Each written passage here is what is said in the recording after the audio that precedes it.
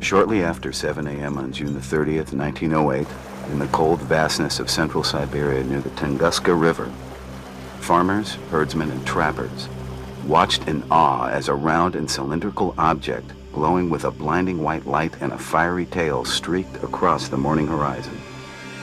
At the time, the object was 6 to 10 kilometers above the ground, directly over a desolate region of tundra and pine forest.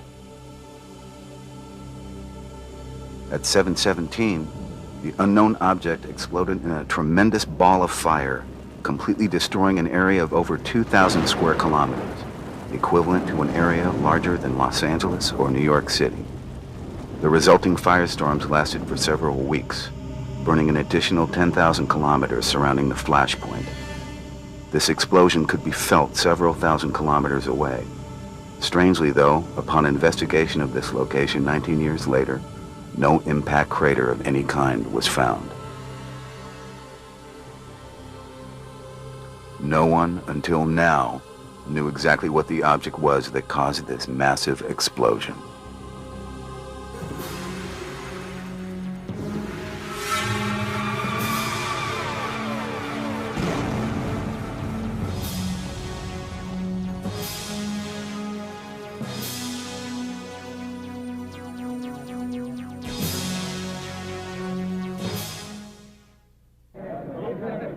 Even after 90 years of investigation of this crash site by thousands of renowned expert scientists from Russia and dozens of other countries, there is still no consensus or even a loose agreement among scientists as to exactly what the object was or of its origin. Recently, thousands of participants at an international space convention held in Bologna, Italy, failed to grasp any further understanding or form any unilateral scientific explanation whatsoever regarding the phenomenon. Professor N.V. Vasilev, chairman of the Scientific Organizing Committee of the Russian Academy of Sciences, admitted during this convention that it was most remarkable that the explosion was of a non-terrestrial object of still unknown origin, and that an unambiguous comprehensive solution has still not been achieved to address all of the problems involved in a logical scientific explanation. A group of scientists found the impact point, and they found something very interesting, namely a forest that for many square miles had been knocked down, and all the trees were pointing radially away from the impact point. And at the impact point was a great big hole in the ground. Now, what's interesting about it is nothing was found of whatever caused the impact. There is the forest torn down, there's the great big holes, and nothing else. Interestingly, the cumulative available evidence both supports and contradicts all of the explanations previously put forward to account for the explosion. Conflicting evidence supports many of the competing proposals, ranging from that of an asteroid, a comet, antimatter particles, contact with a mini black hole, and even a futuristic weapon discharge. Furthermore, some evidence that was apparently collected several years ago by Russian scientists had been confiscated and concealed by the Ministry of State Security, later to be known as the KGB, without a trace or an explanation. This program presents, for the first time, an account of this mysterious explosion by one of the last surviving eyewitnesses, and furthermore exposes the fallacies in the current scientific theories and explanations put forth to interpret what actually happened in Tunguska on that fateful morning in 1908. A colonel in the former Soviet Union's KGB now admits to being an accessory to a covert Russian cover-up to suppress and conceal crucial evidence. He further explains his role in the government scheme to conceal the conclusions reached by many Russian scientists as to the actual true nature of this explosion, that being that Tunguska actually bears the scars of an authentic 90-year-old crash site of an interplanetary spaceship of extraterrestrial origin. The role of the Russian government in attempting to conceal the truth about this event, as well as the virtual impossibility of explaining this event by any known natural means, seems almost identical to the event that occurred in 1947 in the United States near Roswell, New Mexico. And with all the evidence considered, Tunguska may very well represent the Russian Roswell. Just prior to the Tunguska explosion in 1908, observatories and meteorologists around the world noted a series of atmospheric oddities, such as the formation and movement of unusual clouds, as well as an unusually strong aurora borealis and solar halos, among many others. No one was able to directly connect these atmospheric oddities with the Tunguska object. However, the coincidences in time between the sudden occurrence of the strange atmospheric activity followed by the explosion strongly suggests that they must have been connected in some way. Я была ребенком. Я работала с папой на ферме. I was about 7 or 8 years old at the time I saw it with my father. We were farming in a little village near the railroad tracks, and I'll never forget how it looked like a long, round chimney on its side with a long tail of fire. I remember telling everybody I could that it looked at first like it was coming down, but then angled up for a little while, and then I was absolutely positive that it had changed its direction. As many as 900 eyewitnesses living near the crash site gave similar accounts shortly after the explosion. Collectively, their stories made the trajectory difficult to explain in a logical scientific manner, since it indicated a maneuvering object. Physically, it is impossible for a meteor or a comet to fall through the Earth's atmosphere, being pulled by gravity, then change direction. Whatever the phenomenon may have been, it did not behave like any naturally occurring object.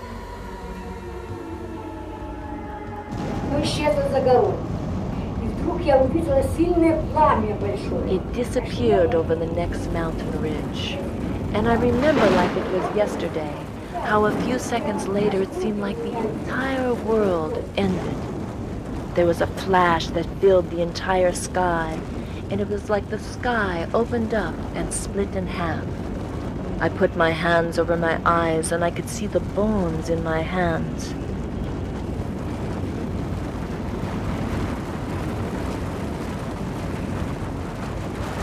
In modern terms, the blast was equivalent to 40 megatons, approximately the size of the largest thermonuclear bomb. The explosion was so massive, it was over 2,000 times the explosive power of the atomic bomb dropped on Hiroshima on August 6, 1945.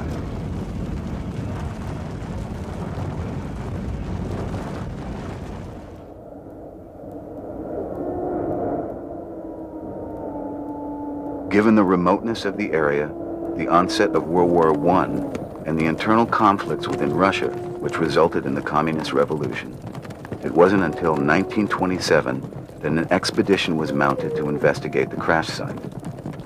Upon arrival at the site, the members of this expedition were awestruck to witness the carnage and extent of the devastation that still existed 19 years after the event. Trees the size of telephone poles were snapped like toothpicks. The fallen trees were arranged in a radial pattern away from a central point, like the spokes of a bicycle wheel. There was no crater and no trace of a large meteorite found anywhere. There were, however, many small pieces of metallic fragments embedded in the felled trees which were collected for analysis. In addition, many people living near the explosion site were reported to have died of an unknown illness, showing symptoms not previously documented in that region.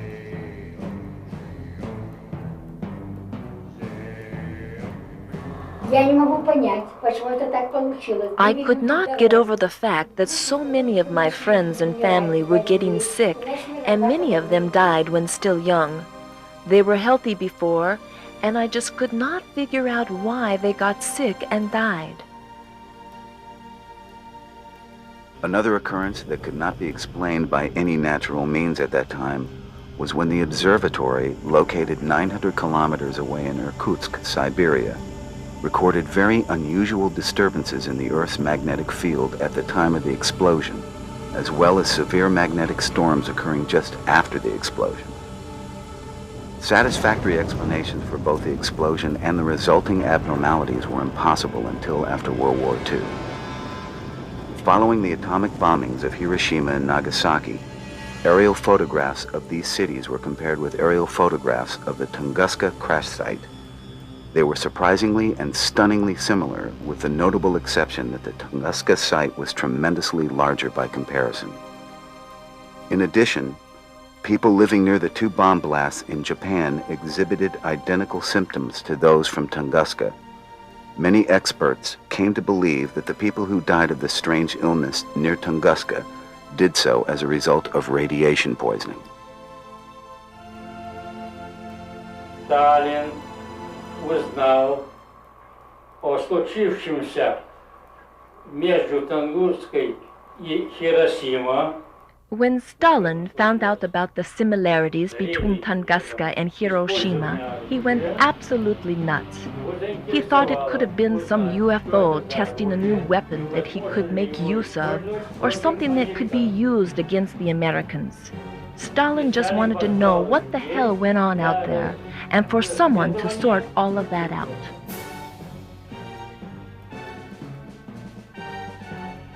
In July of 1947, Stalin himself gave instructions to the head of the Ministry of State Security, later to become the KGB, to investigate Tunguska and involve the world's foremost rocket scientist and designer, S.P. Korolev, who was later to become the father and head of the Russian space program.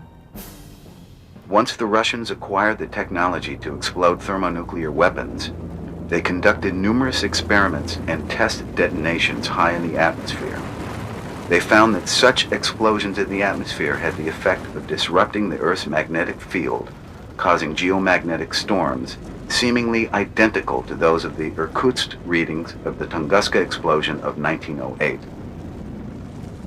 Further evidence of a nuclear blast and residual radiation debris fallout was revealed some years later, when Russian scientists and experts found that virtually all of the trees at Tunguska underwent an abnormal accelerated growth rate for several years subsequent to the blast. This was determined to be the result of genetic mutations caused by radiation exposure. Korolev himself supported and equipped an expedition to investigate the explosion at Tunguska.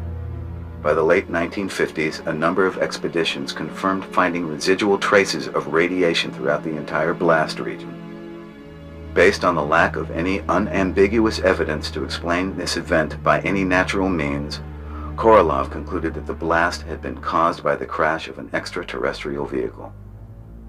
On October 4th, 1959, over 51 years after the Tunguska explosion, the event earned a belated spot on the front page of the New York Times. Russian scientists were reporting the discovery of radiation at the site, as well as the conflicting evidence found to explain the explosion by any natural means.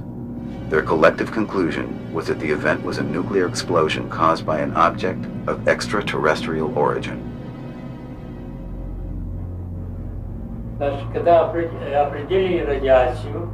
Once radiation traces were found out there, my superiors instructed a team of us to lock down the whole place and to take possession of all objects that were ever collected from the site.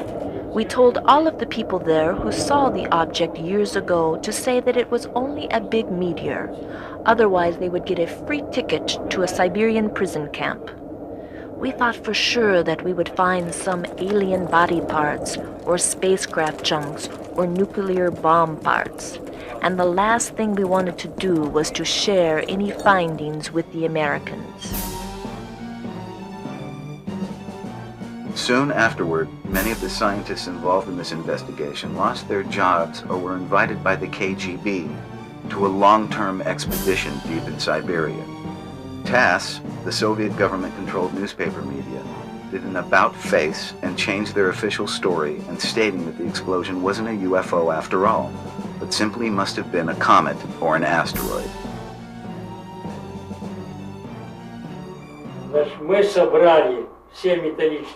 We did collect some papers and samples of odd-shaped metal and rock pieces, but I never did find out whatever happened to any of that, or whether or not anyone else found out about what the story was.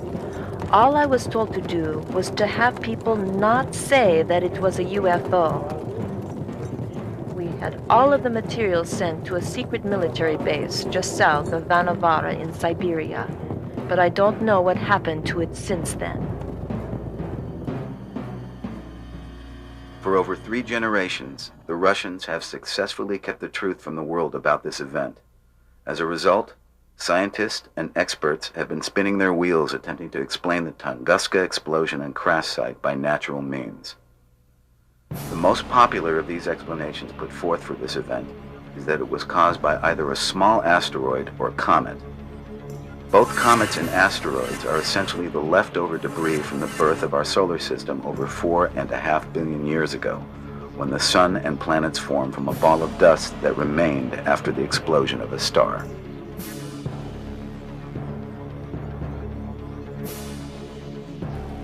There's another population whose existence was only discovered about 65 years ago, and that's the Earth-crossing asteroid population. The population of Earth-crossing asteroids constitute a giant swarm of objects, which may be as numerous almost as the main asteroid belt. It's just that we haven't discovered very many of them. It's just an enormous population. You have tens of millions, maybe 100 million, which are larger than a small house. It's just a huge swarm. Every once in a very long while, they can collide with our planet. The asteroid collision hazard is real. As a result of the overlapping orbits of these Earth-crossing asteroids, tens of thousands of collisions have occurred throughout the course of Earth's history. One of the explanations offered by scientists is that an asteroid about the size of a 25-story building, comprised of a loose conglomeration of small rocks and minerals, entered the atmosphere on a collision course with the Earth. However, due to friction, the object heated up to several thousand degrees and came apart, exploding and disintegrating in a huge ball of fire. While it is altogether possible that a rock weighing about 1 million tons could create such explosive power and leave some radioactive traces, there are numerous problems and evidentiary contradictions that thwart this conclusion, even though that this explanation is the cleanest and simplest one to accept. Normally, when an asteroid enters the Earth's atmosphere, it would heat up to incredible temperatures, and if small, it would explode very high in the atmosphere, or if large, it would slam into the Earth, dredging up billions of tons of soil and rock. Perhaps the best known example is Meteor Crater in Arizona. That was made by an impact of an iron object about 100 feet across. And it exploded with an energy that we can estimate from the crater itself as about 15 megatons, about the size of the largest nuclear bombs. It left a scar. It's 50,000 years old, and there are half dozen other craters on the Earth of similar age that are also easily seen. Virtually all of the other impact traces endured by the Earth are erased almost as quickly as they appear, such that all impacts, except the most recent, go unnoticed. Any object larger than about 50 feet across, with an explosive energy then of the order of several megatons, equivalent to a large nuclear bomb, is able to penetrate through our atmosphere and to explode either in the lower atmosphere or at the surface. So when one of those penetrations takes place, we end up with the equivalent of a large nuclear bomb going off, which of course could do terrible damage. It is almost inconceivable that an object the size of a 25-story building and weighing over 1 million tons would disintegrate into dust particles without leaving any debris of some sort. The Arizona crater was caused by a meteor that had to be only 1/4 the size of the one that caused the Tunguska explosion, and that one made it to the surface intact, which adds to the dubious nature of this explanation. Furthermore, a meteor would not be able to change course as many of the eyewitnesses claimed, nor would it be able to create the atmospheric oddities associated with the object. a relatively small meteor made up of a loose collection of rocks could not have disrupted the magnetic field or created geomagnetic storms as did the object in question. Recently, the suggestion was made that it was actually a chunk of a comet that smashed into the Earth. And in fact, it never really hit the ground, but it blew up a mile or so above the surface. And that is exactly what you would expect of something frail, like a great big chunk of ice like that. Comets are made of ice and rock. Their spectacular tails occur when the solar wind evaporates bits of ice and dust, and then blowing these particles back for millions of kilometers. Scientists believe there are trillions of comets beyond the furthest planet in a formation known as the Oort cloud, and that comets are periodically dislodged from their distant orbits and hurled towards the sun. Most comets make only one pass through the inner solar system during their lifetimes.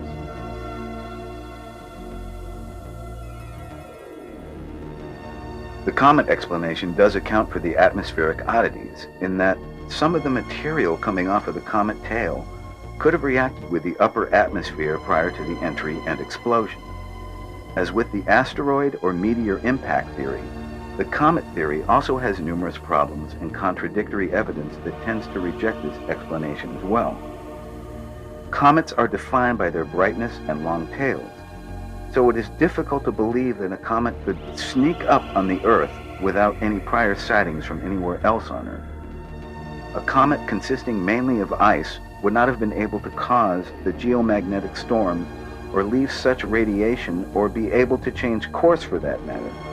Furthermore, comets are not known to contain radioactive material. Computer simulations clearly show that a comet of the size required to create such a blast would have disintegrated much higher in the atmosphere than the object that exploded over Tunguska.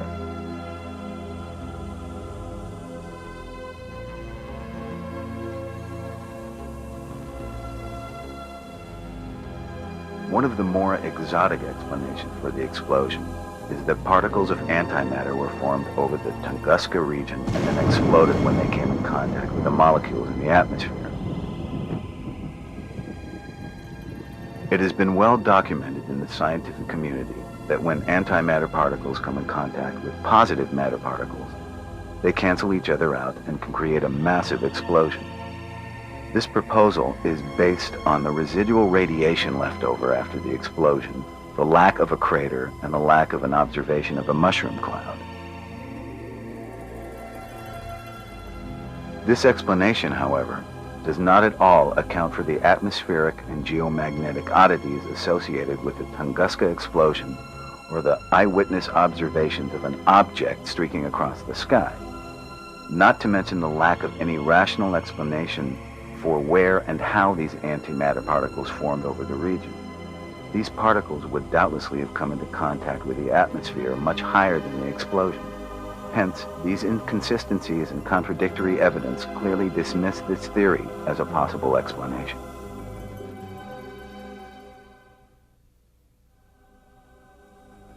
One of the least likely natural phenomena proposed to cause this explosion was the possibility that a mini black hole came into contact with Tunguska. Black holes are tremendously dense objects, such that a mass the size of the Earth could fit into a space the size of a tennis ball, and have the gravitational pull so strong as to affect even light waves.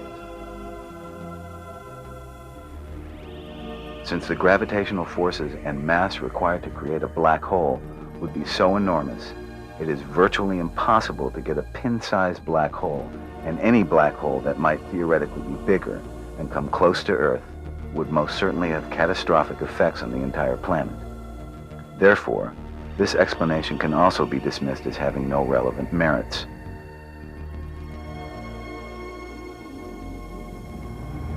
Since the available evidence is contradictory and therefore rejecting the meteor or comet theory of origin, as well as other naturally occurring phenomena, some experts have proposed man-made causes for the explosion. Among the most publicized explanation is the theory that the explosion was caused by a high-energy electrical beam originating from the laboratory of Nikola Tesla in New York, and that he created the beam as a demonstration for Admiral Byrd at the North Pole. Apparently, according to this theory, Tesla overshot the mark and caused the Tunguska explosion.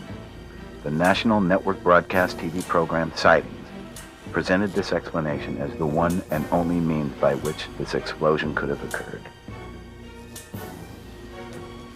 This theory is absolutely ludicrous and has very little merit at all. First, there were hundreds of eyewitnesses who saw an object hurtle through the upper atmosphere and then explode. Secondly, even our present-day technology cannot create the electrical energy required to mimic a thermonuclear blast of 40 megatons and completely destroy 2,000 square kilometers, not to mention projecting that amount of energy halfway around the world. Even if so great an electrical discharge could be generated, sending it into and through the fragile ionosphere would have ripped away and ionized half the planet's upper atmosphere and would have killed off all life on Earth. Furthermore, the pattern of tree destruction at Tunguska clearly indicates that it was a gigantic high-altitude explosion rather than an electrical discharge. In addition, the electrical discharge would not have left long-term radiation at the site. Therefore, a Tesla weapon electrical energy discharge theory is also highly suspect and tremendously inconsistent with the available evidence.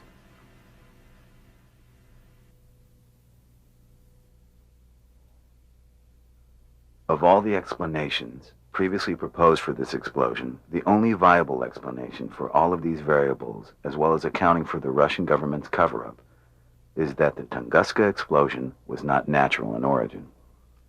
As shocking as it may seem, it is now proposed that this event was the result of exploding nuclear or ion-powered engines belonging to an interplanetary spacecraft.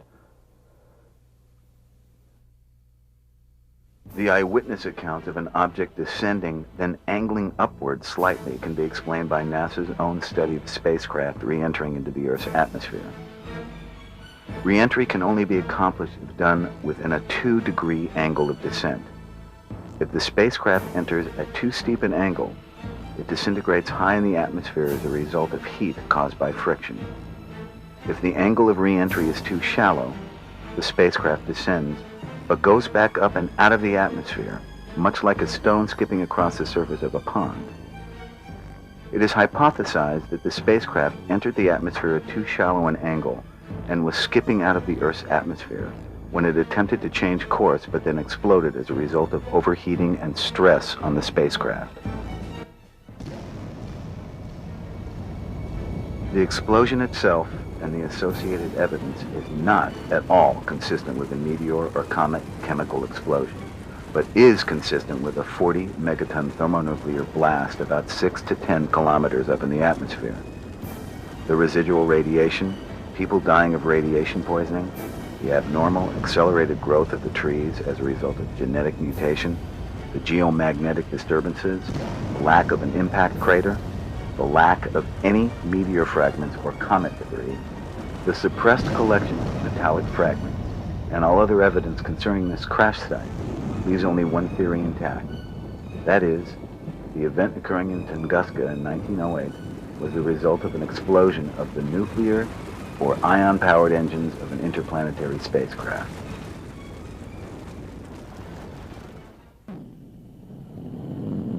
As early as the late 1960s, NASA had designed and test-fired nuclear engines for 21st century spacecraft, and continues to research the viability of nuclear-powered and ion-powered engines for interplanetary and interstellar travel.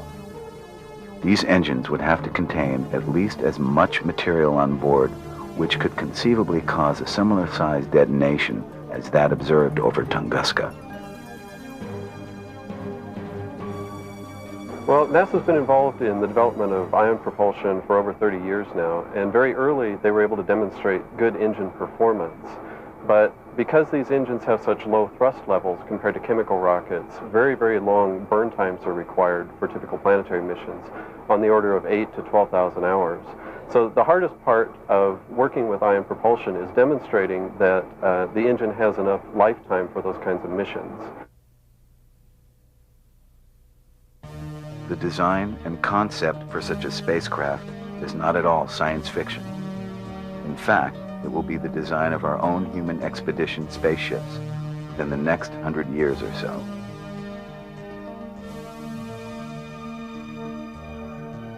Small-scale early versions are already being built for unmanned probes that will reach the outer limits of our solar system and beyond.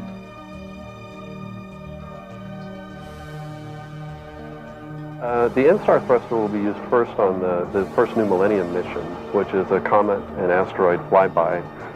Subsequent missions in which it might be used would be small body rendezvous missions or perhaps outer planet missions.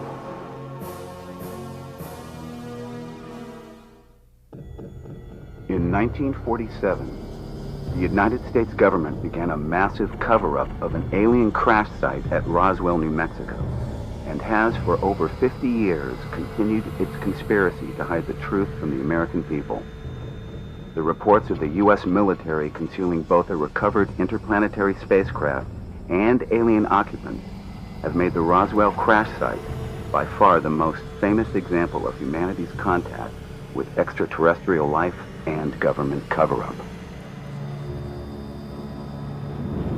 The Tunguska crash predates Roswell by nearly 4 decades. And even though no spacecraft or alien occupants were recovered, the suppression of facts and confiscation of materials collected from the site by the KGB, in addition to the discrediting of eyewitness accounts, bear striking similarities to the U.S. cover-up of the crash site at Roswell. It is only now, after the collapse of communism and breakup of the Soviet Union, as well as the warming relationship between the former Eastern and Western Bloc countries, that the true eyewitness accounts of the Tunguska explosion and subsequent cover-up are beginning to surface. It is hoped that the further warming of relationships between Russian and American politicians and scientists may ultimately allow for a release and an analysis of the confiscated metallic materials still hidden at the Siberian military base. I've been invited to talk on such an important... In light of this newly revealed evidence and the rejection of all natural explanations for this phenomenon, the crash site at Tunguska could very well represent the most significant and historic, yet the most overlooked and almost forgotten discovery in the history of humanity.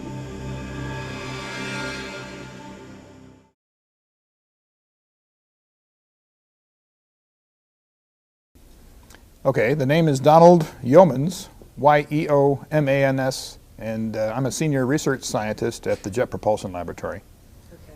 The difference between an asteroid and a comet, if you had asked that question 50 years ago, it would have been easy. You would have said an asteroid is a leftover rocky material from the formation process in the inner solar system. A comet is an icy, dirty ice ball, a bit of debris left over from the outer solar system formation process. But more recently, the line between the two objects is not so clearly drawn. There are closet comets, there are closet asteroids, there are comets that turn into asteroids.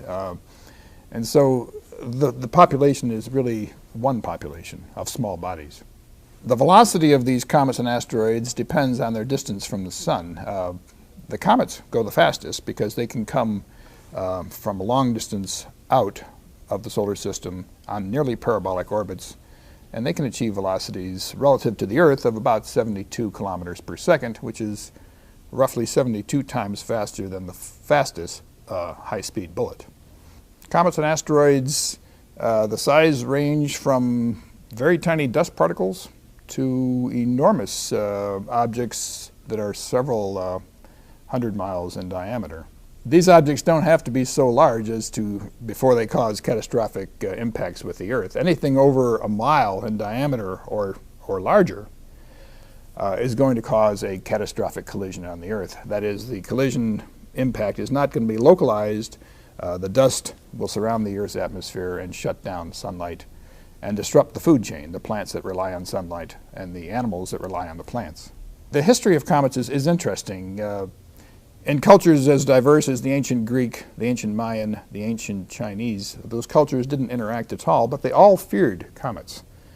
And into the Middle Ages, when the church was well established, they utilized this fear, suggesting that comets were warning signs shot at a sinful earth from the right hand of an avenging God.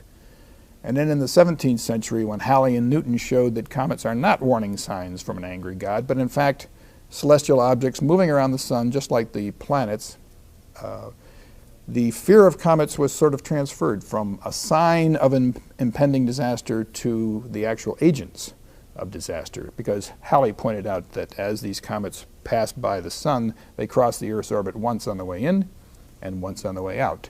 And they have the potential to actually smack into the Earth, and Halley pointed that out in the late 17th century.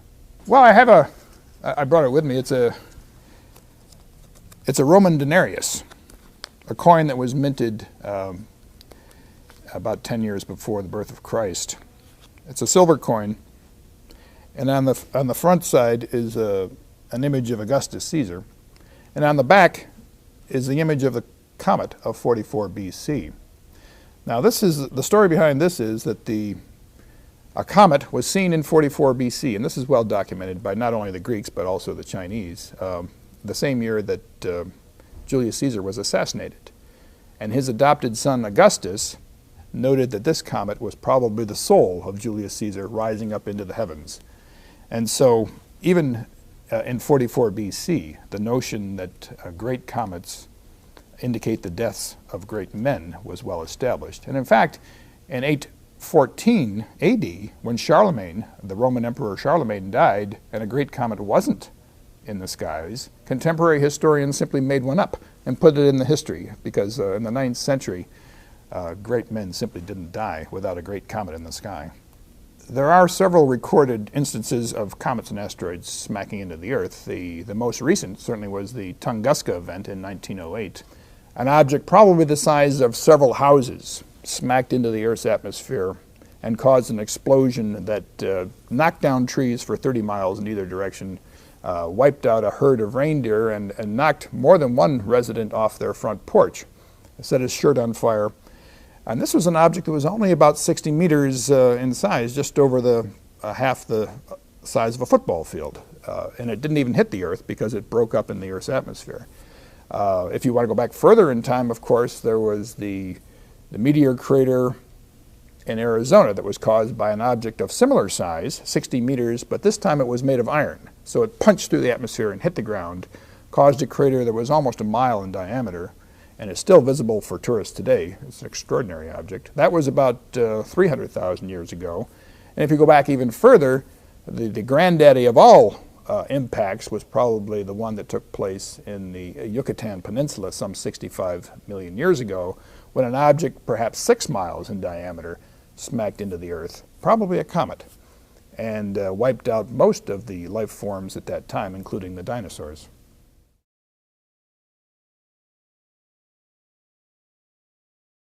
Paul Chodas, C-H-O-D-A-S, and I'm you could say astronomer at JPL or a research astronomer, something like that, at JPL. My expertise is in calculating the orbits and trajectories of comets and asteroids and predicting where they will be going in the future.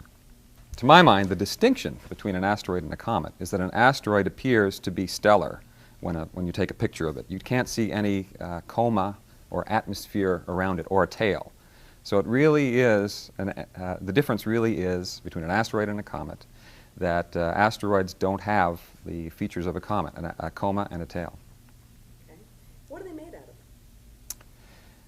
Comets are typically made out of frozen gases, usually encrusted in probably a very dark crust, which probably has cracks in it. You can visualize that as kind of fissures. And as the comet gets closer and closer to the sun, the frozen gases heat up and they spurt out in jets, We have some pictures of Halley's Comet taken by the European Giotto probe in 1986. And those pictures show us some of these jets going off, material coming out, gases and dust just coming out as if in a geyser off of the surface of the comet. The size of Halley's Comet in this case was about 15 kilometers long, or 10 miles. Anything that comes within, say, 5 million kilometers or 3 million miles of the Earth is considered a hazardous object. So that's typically the definition we need. Now, we generally, that's close in astronomical terms, and yet it's much farther than the Moon. It would be several lunar distances away, and yet objects seldom come that close, so that's sufficiently restrictive. Well, Hale-Bopp did not come close to the Earth at all, and it's a tribute to how big and bright that object was that it was so easy to see in the sky. It was, let's see, 1.3 times the distance of the Sun away from the Earth at its closest. So it was always farther than the Sun. God, it looked huge. It was an amazing sight. It was a large comet. That's what was different about Hale-Bopp. It was very large, perhaps 50 kilometers in size, 30 miles or larger. There are a number of asteroids that you would consider hazardous that have passed by the Earth recently and are predicted to come by the Earth. But none of these is predicted to hit the Earth, mind you. But these are objects that we want to keep track of because it is possible that these objects could come by the Earth on a future revolution and hit the Earth. So we have a list of objects that are considered hazardous and which could indeed pass very close to the Earth.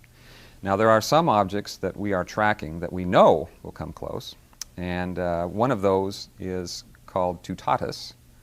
It will be coming very near the Earth in the year 2000, and even nearer in the year 2004. But we know it will not hit the Earth. We're still talking about a passage on the order of a few lunar distances. That's interesting. I might add that it passed by the Earth a couple times already, and we have radar images of it taken by Steve Ostro of the Jet Propulsion Lab. Now, when you say a small impact, let's start at the very smallest of scales. Something on the order of a stone size, or something on the order of a house, would probably not even make it through the Earth's atmosphere. The Earth's atmosphere is an effective shield for small objects, even though they are traveling very fast. And even though some of them are made of iron, and some of them are stony in nature, and comets are mostly ice and frozen gases. But something on the order of, let's say, 10 meters in size would certainly not make it through the Earth's atmosphere, and probably something getting up to 50 meters would explode in the Earth's atmosphere, and you would have a shower of little debris coming down, but nothing that could create a large crater. Now, if we start moving up in size, something on the order of 100 meters in size will certainly make it through the Earth's atmosphere, unless perhaps if it's cometary and it's very, very fragile. Something about 80 meters in size impacted over Siberia in 1908, the Tunguska event. And that, we think, was an 80-meter asteroid. It did not make it to the surface. It exploded high up in the atmosphere and created an enormous blast wave and a lot of debris coming up, and dust in the atmosphere and whatnot. There were very few casualties because it's essentially an uninhabited area. In fact, we don't know of any casualties from that particular event, but certainly there were injuries. So the Tunguska event is something by which we can measure what would happen. It did not create a crater, but it flattened trees for, let's see, 2,000 square kilometers around. There was huge devastation and a certain amount of incineration, because when you have an atmospheric explosion, there's heat generated, and the trees would combust briefly until a shock wave and the air, the wind simply blew that out. There is charring of the trees.